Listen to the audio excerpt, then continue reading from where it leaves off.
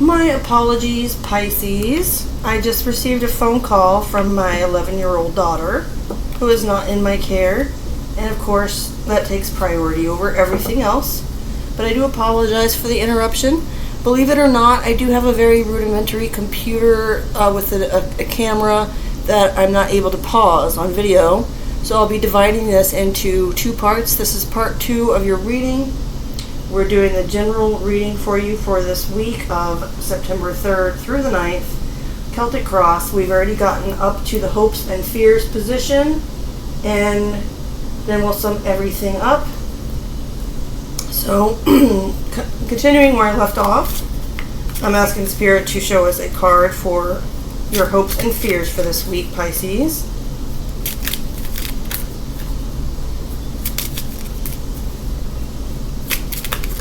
Okay. We've got the Knight of Cups, Scorpio energy, or it could be any water sign, or not even a water sign. Again, I feel like I should say that as a disclaimer, but to me it speaks of Scorpio energy. And for the final outcome, and yes, I am going to explain what all this means. I'm just pulling the cards first. We've got the 7 of Wands, Leo energy. Okay, Pisces, so looking at your reading overall, give me just a moment here to get a good sense of these cards again.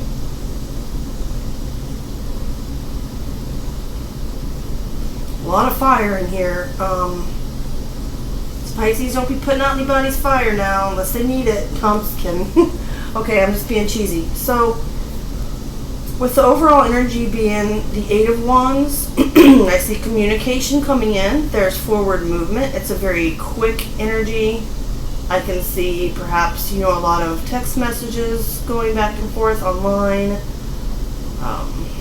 phone calls, just communication in general, with the obstacle or challenge being the Ace of Wands.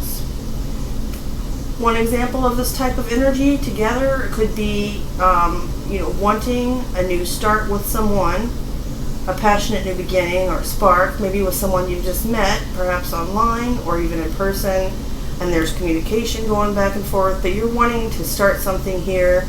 You want this to take off into something. That could be the challenge that you're facing, is figuring out sort of how to get that off the ground or to assist in doing so. Now with Temperance, being your goal or highest possible outcome, that's about,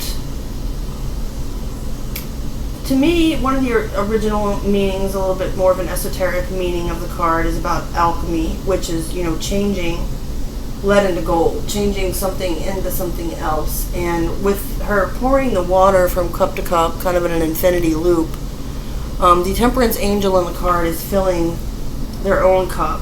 They're finding emotional fulfillment and peace and balance within themselves without the need for outside validation. Temperance always talks, not always. Temperance also may talk about patience, equilibrium, again, bringing things into balance. If you're someone who, as a side note, has struggled with perhaps addictions or dependencies in your life, then this talks about abstaining from that and finding literal temperance, so sobriety as well. For your energy below you that you have working for you to use, you have the Hermit, Virgo energy. So I can see you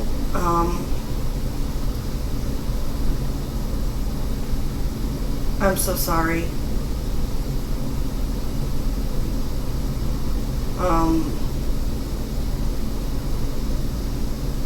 I was talking to Taurus, and my mind just went totally blank. I believe I've addressed you as Pisces, and that's my bad. I could start the video over, but I don't want to reshuffle the cards and all that and redo the first video, so my apologies. I just got very lost and confused there for a moment, probably due to the interruption of the phone call. So let's just back up here a little bit. Taurus.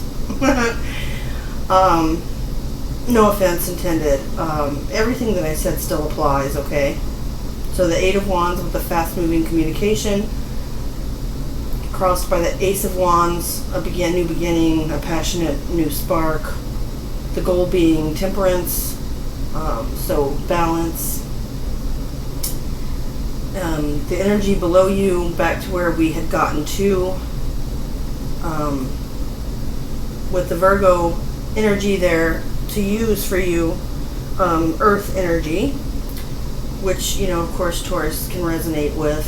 I see you perhaps not knowing exactly what the end goal is or exactly where you're headed, but at this point in the journey, sort of going within, seeking wisdom within yourself, maybe learning some more about the spiritual journey that you're on, seeking and receiving guidance from a higher source or power, whatever that may be for you. In the recent past, with the King of Clubs, the King of Clubs is, to me, the most attractive king of the deck. He's a warrior, so he's very brave. He can be a little cocky at times, but in the kind of way where, you just gotta love him anyway. He's got some swagger to him. He's very charming and good with other people. He's a leader. And he's very passionate and driven to do whatever he sets out to do. So that could be about you, Taurus. That could be about someone in your energy, male or female, or it could just be an overall feeling or vibration of that type of energy. Now, in the near future, with the Nine of Cups, Pisces energy, maybe that's why I was saying Pisces earlier, I don't know. But at any rate, that's about emotional fulfillment. Not necessarily with another person, but it's about a wish fulfillment, about receiving something that you've been hoping for or wanting, Taurus. The approach or outlook you're taking as the Knight of Clubs, more fast-moving, fiery, passionate energy. I have heard one reader, I believe it's Phoenix, Empath, Intuitive, or one of the other Cancer readers talking about like the Drake energy, if you're familiar with the artist, rapper, kind of like a you only live once type of vibe. The Knight of Clubs is very playful. Not necessarily the most committed person, but he's got a lot of enthusiasm. In your environment or house, not your energy, but surrounding, we've got the Knave of Clubs, equivalent to the Page of Wands, and the Rider Waite, which is probably the most familiar tarot deck to most viewers. And the Page of Wands is a very exploratory energy, much like the Knight of Wands. It's a more youthful energy, kind of like a student type of vibe. If it applies to a person or child, it's usually someone around the age of 25 or below. And the Page of Wands always has a message to deliver or some type of news about something. So somebody's about to get some information.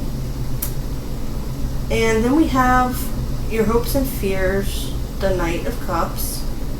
That's about someone approaching another with a love offer of some type, or perhaps an apology, a flirtatious text or email, or maybe an invitation out for a date, some type of romantic proposal, or initiating some type of activity. Of course, you could see how that could be a hope or a fear. Maybe you're afraid to get out there, or there's a certain person that you think may be interested in you and you're a little nervous about that. Perhaps you're wanting that, you're longing for that to happen, you're looking for new love. Either way, that's kind of the feel of that card. And then with, my eyes are horrible and I don't have my glasses this week, bear with me. Again, so the Seven of Wands, Leo energy for the final outcome. You are you've kind of fought through some of the Suit of Wands, not in this reading, but in theory, to get to the Seven, which is where you're maintaining your position, you're defending yourself, but I don't see this as being really defensive, like in the sense of the Nine of Wands, of like guarding yourself. I mean, you are standing up for what you believe in, you are standing your ground. But I see the Seven of Wands as being slightly more like celebratory, in a sense, coming after the 6, as opposed to being more cautionary, like the 9. So, having achieved some kind of position or stance in a certain issue or situation, Taurus, you are standing your ground and standing strong. So, that's what I have for the basic cross. Now for your bonus, we're going to look at the 5 cards at the bottom of the deck.